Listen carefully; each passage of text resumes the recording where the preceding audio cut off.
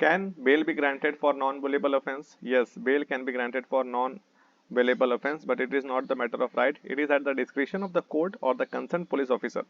In non-bailable offences, an accused may be granted bail if the competent authority deems it fit, and exceptional circumstances are presented to show that bail would not harm the further process of trial and justice. The provisions for bail in non-bailable offences are stipulated in Section 437 of the CRPC. According to this section, an individual arrested or detained for a non-bailable offence shall not be granted bail unless the court is satisfied that there exist reasonable grounds to justify such bail. When a person accused of a non-bailable offence is arrested or detained without a warrant, he may be granted bail by the police officer in charge of the concerned police station.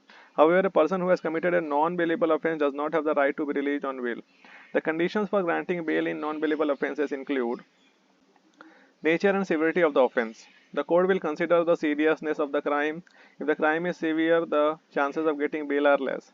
Punishments prescribed under the law. If the law prescribes a severe punishment for the crime, it may be harder to get bail. Likelihood of the accused tampering with evidence or fleeing from justice. If there is a high chance that the accused might tamper with the evidence or try to escape, bail might not be granted. Past criminal record. If the accused has a history of criminal activities, it could affect the decision.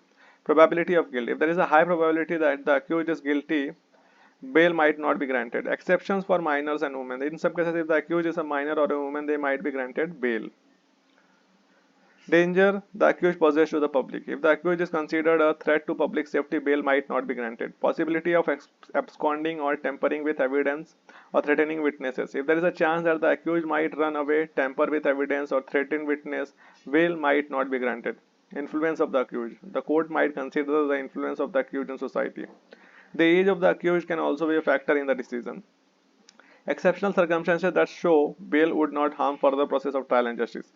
If there are exceptional circumstances that show granting bail would not harm the further process of trial and justice, bail might be granted.